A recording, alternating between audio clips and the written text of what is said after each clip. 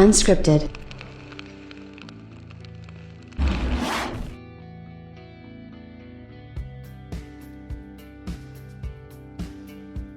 We got a bit more of some good news regarding the PlayStation 5 from Sony themselves today, and I feel like this is very, very cool, and this is something that I think a lot of people are going to be excited about. Again, if you haven't been able to get your PlayStation 5 yet, you know, keep the faith, because you know, they're coming. Obviously, they're going to be wanting to get more and more of these things out as soon as possible. Hopefully, you guys are all avoiding a lot of the scalpers and stuff like that, because I feel like that's bad for gaming in general. You know, we all want these things to be in the homes of actual gamers. It's always disappointing when we see, you know, scalpers and stuff like that. I just think that that's really a disappointing situation for everybody, you know, for everybody pretty much in between. So again, you know, I do think that this is something that realistically needed to be said, and I'm glad that Sony comes out and kind of updates it. And other bits of good news is I would expect there to be I would expect there to be some sort of an announcement about, an update coming to PlayStation 5 this week that's going to further fix and alleviate some of the issues that have been plaguing the PlayStation 5 since launch, so people will stop having to, you know, worry about that. And if you have had some issues, hopefully that fix will fix your particular console, as I know this has been something that's been going around for a while now, and everybody wants it to be, kind of worked out ASAP, and, you know, hopefully it gets, it gets fixed, it gets worked out very, very soon. And, you know, sort of with that being said, I do hope that kind of everybody gets what they want. I mean, we're getting close and close to the holidays as days go by, and, you know, everybody's kind of excited about what's coming and what's going on. And, you know, I do think that it is something that, that a lot of people are going to be talking about. And I'm personally excited by this as well, so I know you guys are going to be excited to hear it. Sony has been on a huge roll lately, so this should not come as very much of a surprise.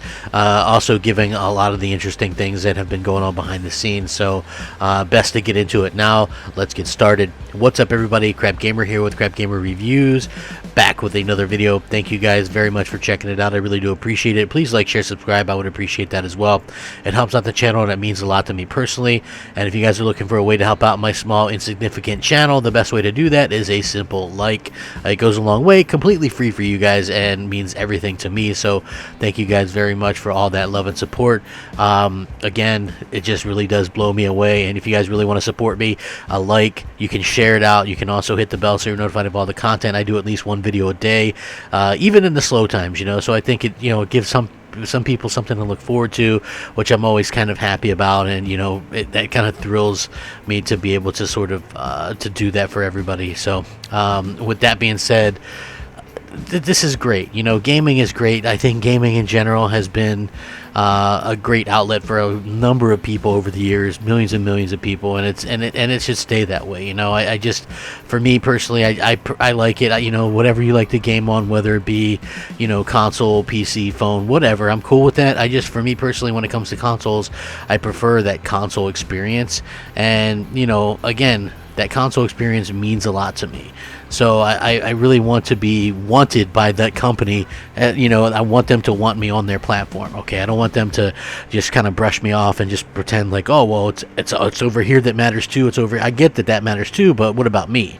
You know what I mean? Like on the Xbox side for a long time now, I haven't felt like I've been wanted on that side. You know, whenever they talk about something, it's usually something streaming or, you know, PCs getting more exclusives or what have you. And so, you know, that's something that it kind of rubs me the wrong way, so I don't particularly like that. But even with that being said, you know, you have a hit on your hands when you have Saturday Night Live parodying the inability to get your platform, right? And what I mean by that is they did a parody on Saturday Night Live to sort of make fun of the fact that you can't get a PlayStation 5, which I thought was a pretty funny kind of thing, you know. And it just goes to show you how pretty much in like pop culture and stuff like that, how much of a phenomena the PlayStation 5 is. And for me personally, it's like, I get it, you know, everybody was trying to hype up the power of the Xbox and all that kind of stuff, and that stuff maybe would have mattered a little bit if there had been, you know, a situation where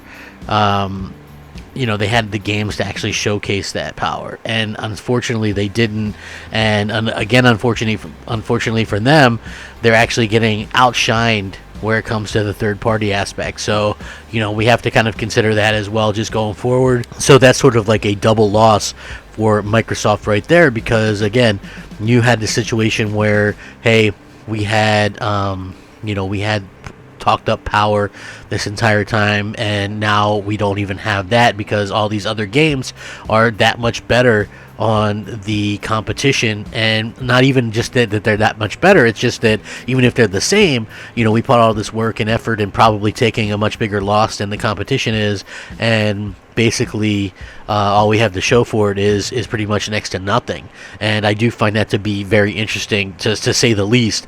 And for me personally, it is a little bit of a kick in the teeth, because I did buy into that a little bit. Like I tried my hardest to really kind of keep clear of some of this stuff, right? Like, I'm just trying to be honest, right? Like, I tried to keep clear of that, but I did sort of believe that, the 12 T-flops and velocity architecture and that stuff, I thought that they would have the majority of, or at least some of the better, especially stuff that they're marketing, they would have the better multiplats, and it turned out not to be the case. And so that's very unfortunate for them, because, I think people that have both, like me, will probably start to gravitate more over and start to get the play the multiplats on PlayStation 5 as well. Why not? And that's going to make the Xbox Series X even more irrelevant going forward. But there is restock updates if you're looking to get a PlayStation 5 in regards to like Walmart, Best Buy, Amazon, Costco, Kohl's, Target, GameStop, etc. And that's something to keep an eye on as well. They're going to be coming out very, very soon, and I'm going to be able to link this as well. It's been coming in and out of availability at a couple different places, including Walmart. But you also have to keep in mind that GameStop as well is going to be getting some more. Now, unfortunately, if you're looking for the all-digital version, you're going to be kind of out of luck until next year sometime, but we are supposed to see some of these, and this is going to be a good place to check, and I'm going to link this so that all you that haven't been able to get a new console yet can check this out, and then, hopefully get yourselves a new console, and kind of get that in there, because again, this is going to be the hottest console maybe of all time. You basically have the CEO of Microsoft damage controlling already about the loss of the losing the console war and stuff like that. The funny thing is you have people at Microsoft who want them to be competitive with the console war, and I think that that says what it really does. I mean, if you're a company, you really want to get out there and sort of get everything kind of straightened out and find out where you stand. And the fact that Microsoft is kind of nonchalant about that, I mean, it just goes to show that they really they just don't care. They just don't care.